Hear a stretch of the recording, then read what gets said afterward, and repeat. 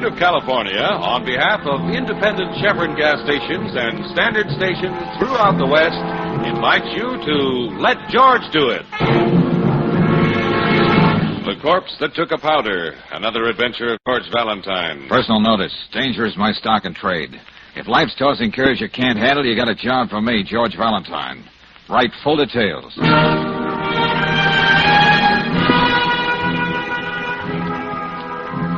Dear Mr. Valentine, they say that if you think about suicide twice, you won't go through with it. But I thought of suicide over and over again. Tomorrow evening, I'm going through with it.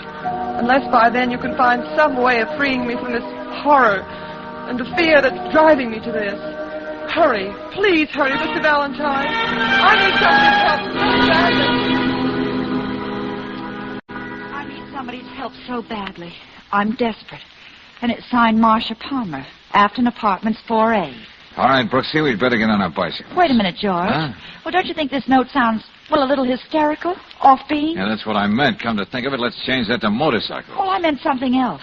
Why don't we telephone the Afton Apartments? Tell the young lady just to stay put till we get over there. Angel, too much of a chance. Suppose we aren't persuasive enough. It might rush things along. Well, still, It may not be easy to explain a great horror of fear in so many words on the phone. Yeah, well, maybe you're right. So come on, Brooksy. There's only one way to tell.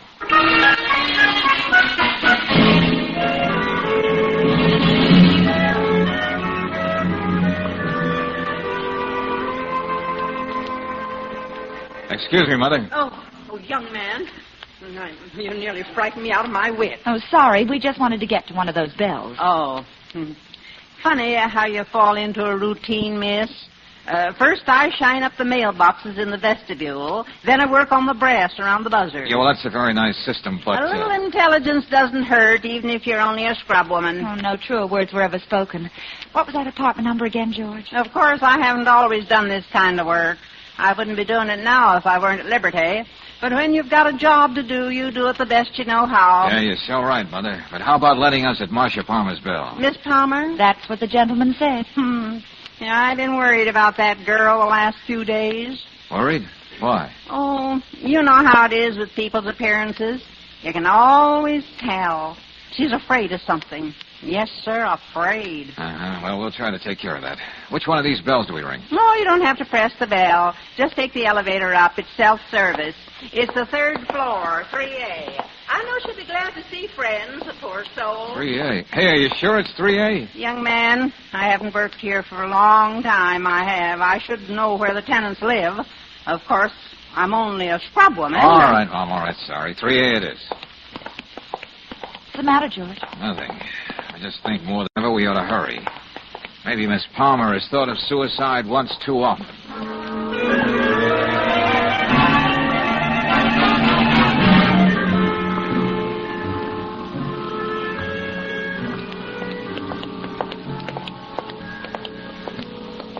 Here we are, George. 3A. Yeah. She's just got to be in, Brooksy. Well, that's a good sign. I heard somebody moving inside. Good. Hello. Oh. Miss Palmer at home? I haven't the slightest idea. What? Well, I've been trying to work up enough nerve to find out that very thing for myself. Well, you certainly should be in a position to know. This is her apartment, isn't it? Huh? Look, did I meet you people somewhere with Marcia? Here at my place at a party, perhaps? Hey, now, wait a minute. Is this your place? Well, that's what the lease says. The name is Glenn Stratton. I'm a commercial artist when I work. Well, where does Marcia Palmer live? Right over my head, just like an angel. Apartment 4A. Sorry. It seems we got the wrong information. Hey, there's nothing wrong, is there? I've been worried about Marcia lately. She hasn't seemed herself. Yeah, I know. Afraid of something. That's exactly it. Come on, let's get upstairs, Brooksy. Oh, if you see her, old man, would you tell her that her persistent suitor would love to have dinner with her? The charge will be $1 for 10 words, Mr. Stratton. All right.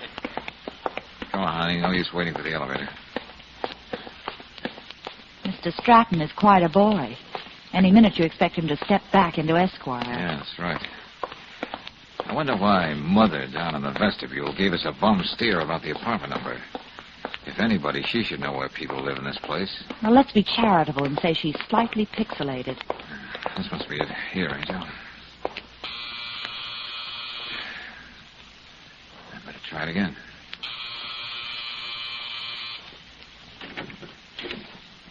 Obviously, Marcia hasn't any fear of the outside world. The door's open. Miss Palmer? Let's try the living room. Oh. Did you say living room, Brooksy? She's... Yeah, that stuff all over the front of her is in red ink. Oh, George, maybe we better... Come on, Brooksy, don't touch. But This is a deal for the police. Anyway, she was considerate enough to leave a note right here by the gun. Oh. What does it say? Please forgive me. I hope this doesn't hurt anybody too much. But I really can't go on any longer. Marcia. Oh, maybe if we'd come sooner. She must have a telephone somewhere around here.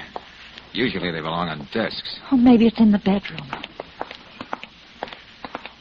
Oh, if we only knew what she meant by the fear that was driving her to this. There's a lot of things we don't know about Marcia Palmer. There's the phone on the bed table. Oh, yeah, good. I don't know how I'm going to explain this to Lieutenant Riley.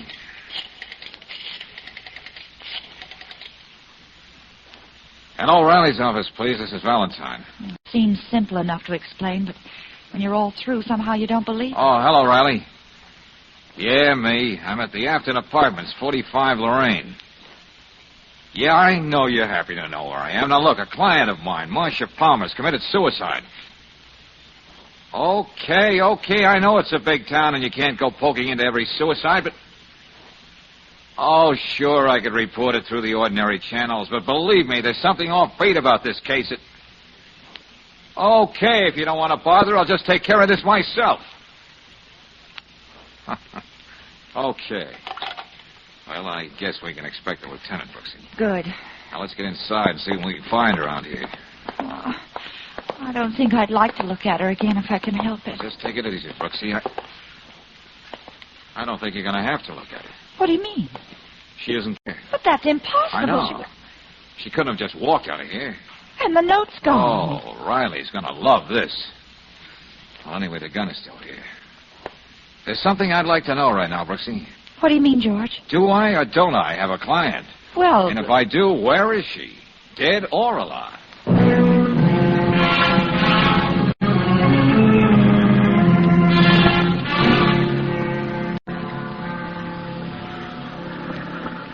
Oh, hey, you. You're the janitor here, aren't you? I'm the superintendent here, if that's what you mean. Oh, I'm sorry, Chief. Not that I believe anything like this happened, but did you notice Miss Palmer leave the building within the last few minutes? Oh, the model? Oh, whatever she was, did you see her? No, and I've been working on this lawn for the last half hour. And if she did, I certainly would have... Young lady, did you say whatever she was? Skip it, Chief. Now, did you see anyone else come out carrying a large bundle and driving off with it? Nobody. This is a very quiet time of the day around here. I see. Hey, look, who are you people anyway? Say, I want to talk to that elderly lady who cleans the halls for you. And have you understand that I do every stitch of work around here myself. That's why it's so neat and clean. But we talked to a scrub woman when we came in. In the flesh. We don't have a scrub woman here. The way I keep this place, you can eat off the floor. But We have no scrub woman.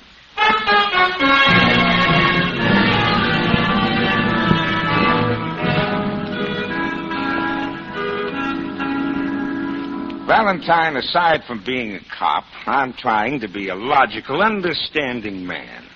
When you tell me there was a girl sitting in this chair when you came in and she committed suicide, natural curiosity makes me ask one simple question. Where's the body? We don't know. Stop repeating yourself, Miss Brooks. But she was there. And while you were telephoning me in the bedroom, the corpse walked out on you. Well, I don't know why I should let that upset me. That sort of thing happens every day. Well, it happened today. Well, what about this letter she sent me, Lieutenant? And there's the gun, still on the desk. Valentine, half the people who write you should be rounded up with a butterfly net. The gun, Lieutenant? Yes, we'll look at that right now. Careful, like, so we won't destroy the all-important fingerprints in this amazing case. There. Do you see what I see, Mr. Valentine? Yeah. Not one shot's been fired. And from the looks and smell of this murderous instrument, I'd say it hadn't been used in weeks. All right. I admit I'm stumped. And this is the gun the girl who isn't here used to commit suicide. Ah. How do you know she was even dead? Did you examine the body? That's not fair, Lieutenant. You know you're not supposed to touch the body. And where is this female Harvey who loves to polish mailboxes and doorknobs, but who doesn't work here? Don't rub it in, Lieutenant. But I'm going to find an answer to this. Oh, it's all yours. I'm going to have one of the boys track down your Miss Palmer for you, but if you ask me, my friend, somebody's taking you for a ride. Well, if you ask me, my friend, it's Marcia Palmer who's been taken for a ride.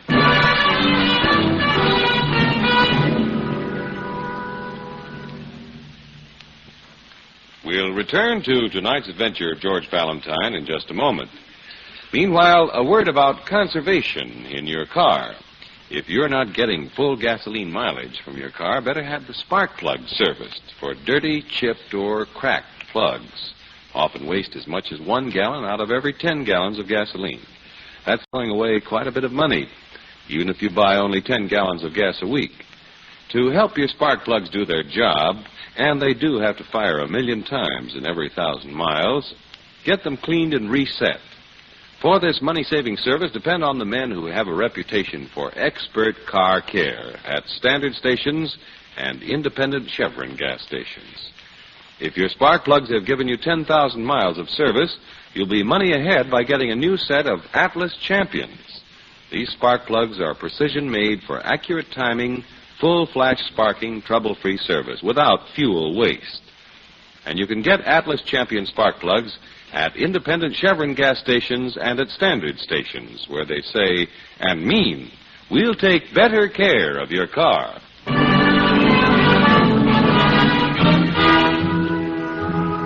And now back to tonight's adventure of George Valentine. Well, a young model threatens suicide, so you darn quick get over to her apartment. But she's already dead. You go into the bedroom to call Lieutenant Riley on the phone, but when you come back, the body isn't there at the desk anymore.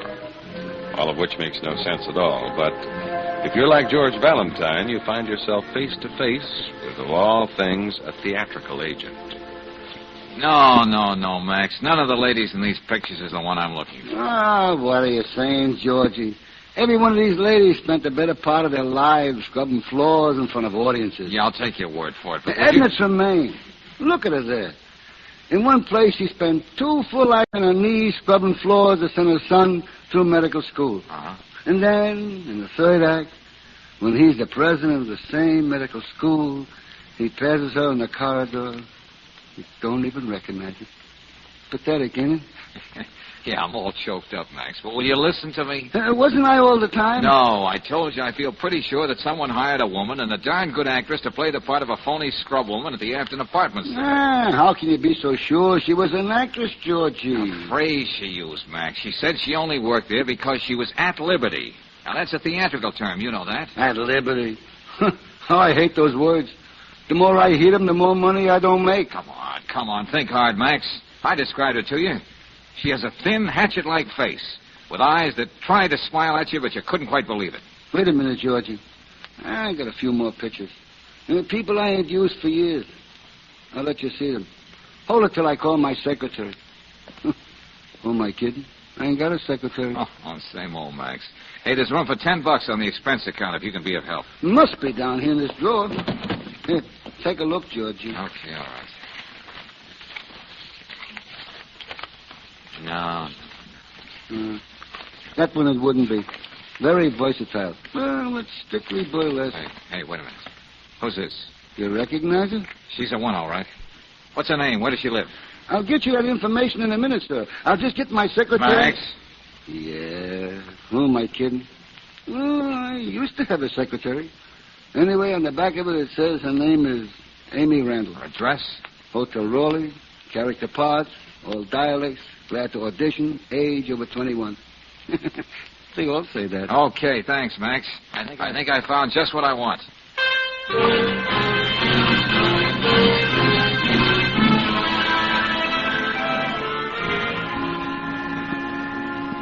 I don't know how you found out where I live, Mr. Valentine. And I don't know what you want from an old scrub woman. Do you mind if I hold your hand a minute, Mom? Now, young Such man, soft, well-kept hands. Not the hands of a scrubwoman. Huh? Come on, Amy. Give it to me straight. I know all about you. You're an actress. Oh.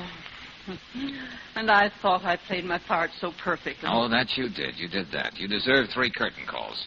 But come on now. Who hired you to be there just when we arrived? When you've been out of work as long as I have, Mr. Valentine, you don't ask any questions. $50 for an hour's work is a lot of money. Who was the man? He never said. He gave you a check, didn't he? No, it was all cash. What did he look like?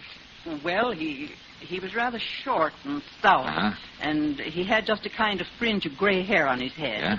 Told me he saw me on the stage once and looked me up. He said he was playing a practical joke on somebody. I just had to say I was worried about Miss Palmer and put on an act. Uh-huh. For a moment there. Didn't you really believe I was a scrub woman, didn't you? I told you before, Mom, you were slightly terrific. You don't know what it means for me to hear you say that. And you don't know just what kind of part you played in a little drama today. What? But then again, that makes us even, Mom. I don't know that either.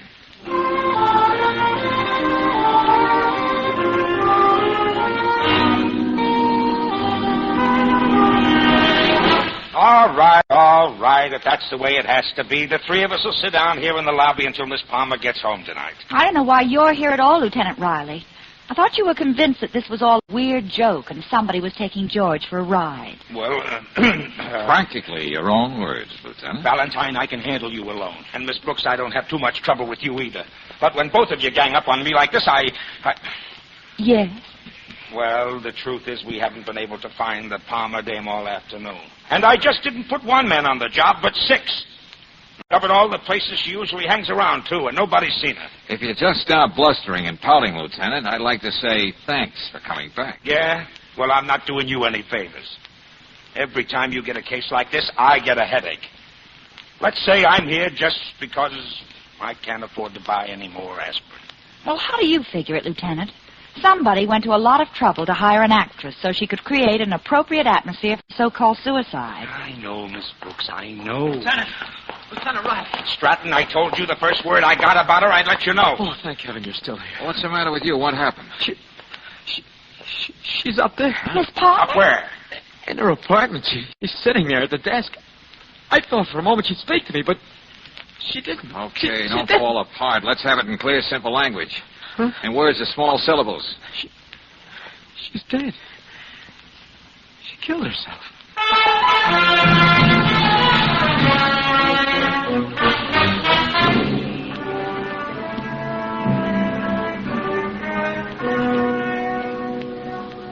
No question about it now. She's good and dead. What were you doing here anyway, Stratton? I thought I heard footsteps, so I came up. You see, we'd had a little argument last night. I just wanted to tell her I was sorry. What kind of an argument? The kind 2 people have when they love each other. No reason for it, but I don't know, when you want to make up for it, suddenly it's just too late. All right, Stratton. We'll talk about that sometime later on. But why the fake suicide this afternoon? And then to come back here tonight and go through the whole thing for keeps. Hey, this might mean something, Lieutenant. What's that? There's a smear of blood on the light switch over there. Oh, I must have done that. You see, it was dark, and fumbling for the light, I must have touched the desk first. Didn't even notice it, because as soon as I saw This gun on the desk, the one Miss Palmer used, have you ever noticed it around here before? Yeah. I told Marcia she was a fool to keep it around, but she had a license for it. She felt she was safer with it. Any reason why she should write me a letter like this? Go on, Stratton. Take a good look at it. It's Marcia's handwriting, all right. I'm sure of that. I can't understand what she could have meant. Didn't you yourself say she seemed to be afraid of something? I said she looked as though she did, and she really did, but I still don't know what it could have been. Okay, Valentine, I know there might be a lot more to this, but for the time being, I've got to accept the obvious. Obvious, he says. Miss Palmer wrote you a letter threatening suicide. She went through with it. That's all we've got to work on for the time being. Oh, Stratton. Yes, Lieutenant. Be at headquarters at 10 in the morning. We want to get your story down straight. That happens to be a very convenient hour for me, Lieutenant. You see, I'm unemployed. Oh, one more thing, Stratton. Yeah. Marcia was a model. Where did she work? Oh, she modeled clothes for a big firm downtown called the Mode Moderne. Uh-huh. Which brings me to you, Brooksy. Huh? I fail to see the connection. We'll talk about it later. But you also have a date tomorrow morning at 10.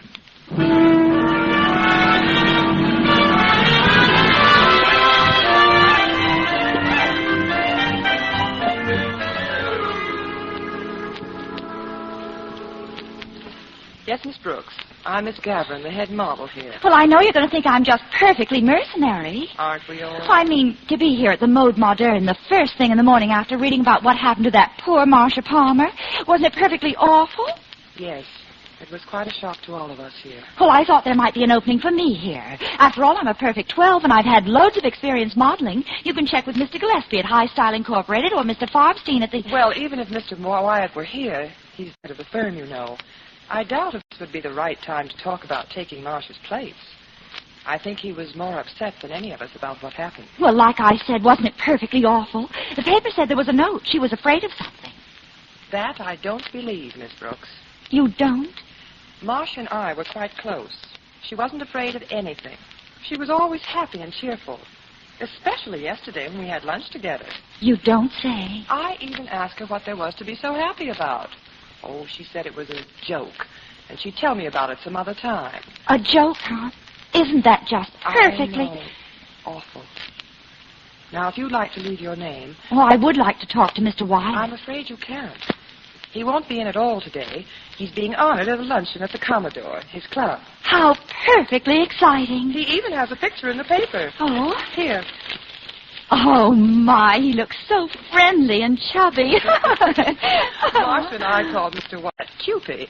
Oh, but never to his face, if you know what I mean. Shall I tell him that you'll get in touch with him, Miss Brooks? Oh, but definitely.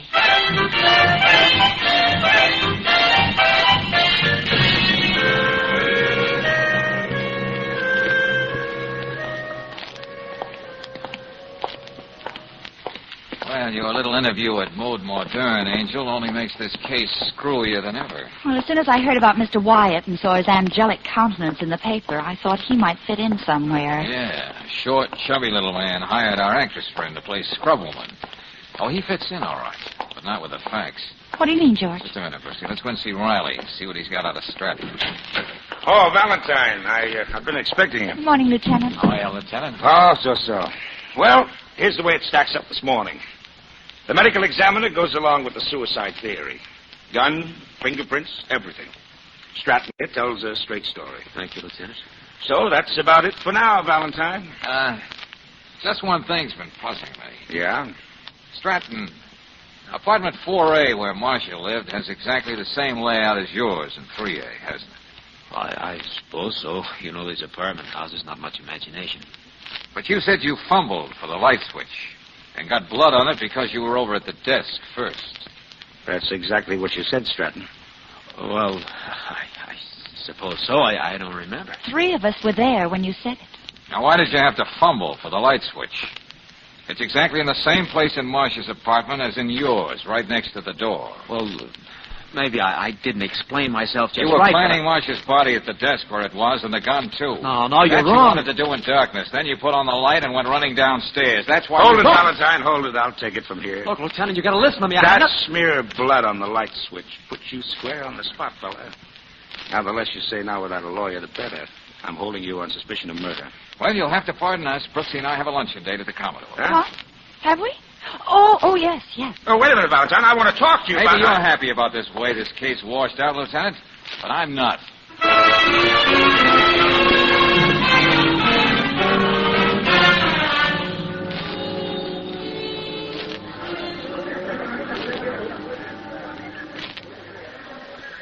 Go on, keep talking, Mr. Wyatt. I don't know what to say. I should be inside in the ballroom, Mr. Valentine, talking to the fellows. How can you even think of your silly club now, after everything that's happened? All in all, it was a pretty elaborate job, even hiring a character actress to build suspense. Yes, I tried to think of everything. You did? Oh, it was a clever stunt, all right, getting Miss Palmer to write that letter to me. It amounted to a suicide. I knew I couldn't afford to overlook a thing. I'm sorry. Sorry I ever got involved in the whole mess. Okay, Mr. Wyatt, don't take it so hard. You better get back to your luncheon. And, oh, yeah, go easy on the cream chicken.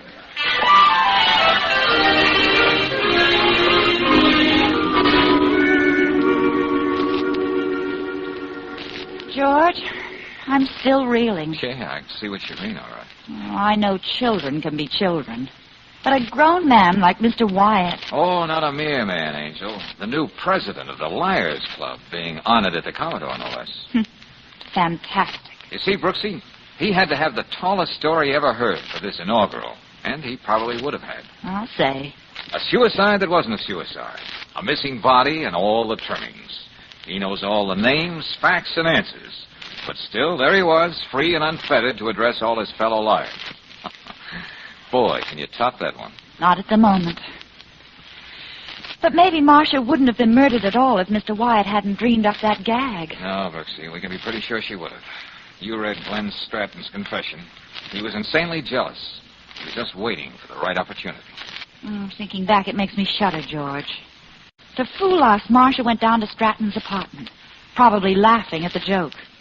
Then he killed her and brought her back upstairs. Yeah. Wyatt must have cooked up the deal with his favorite model down at Stratton's apartment. That's why Wyatt told the phony scrub woman it was 3A. Darling, Riley's never going to forgive you for leaving him up in the air, not knowing whether he had the murderer or not. Yeah, but I had to talk to my client. Client? Well, can you think of anybody else in the case I could pin for a fee? Except the biggest liar in the world? George, I have an idea. Let's present him with a bill that will make even Mr. Wyatt scream, "It's a lie!"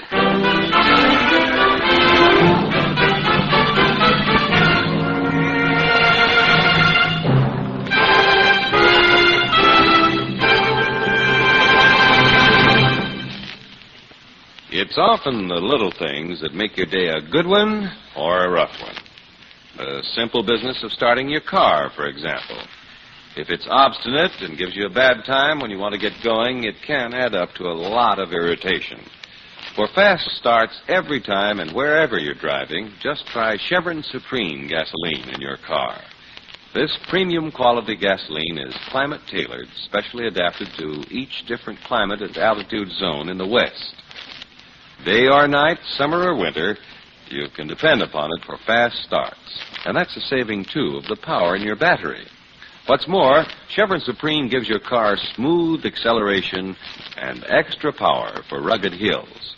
Get a tank full tomorrow at any standard station or independent Chevron gas station where they say and mean, we'll take better care of your car.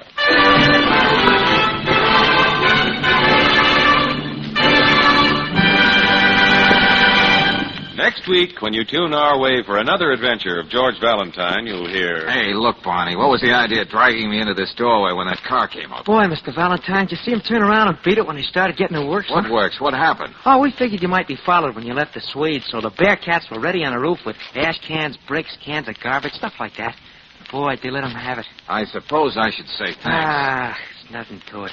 Say, what'd you find out about Danny? Now, nothing much, kid. Except that there are at least two characters who'd do anything to keep me from finding out. Well, don't you worry. They won't. Not with the Bearcats on the job.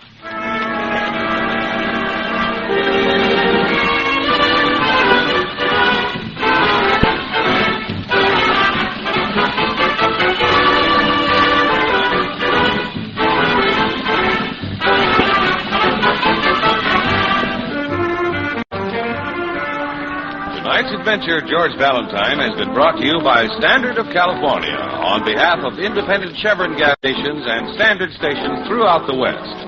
Let George Do It stars Robert Bailey as George with Frances Robinson as Claire. Wally Mayer appears as Lieutenant Riley. Tonight's story was written by David Victor and Herbert Little, Jr. and directed by Don Clark. Also heard in the cast were Jacqueline DeWitt as Gloria, Tony Barrett as Glenn Stratton, Glenn Delano as the scrub woman, Ralph Moody as the janitor, and Harry Lang as Max. The music is composed and conducted by Eddie Dunstetter. Your announcer, John Heaston. Listen again next week, same time, same station, to Let George Do It.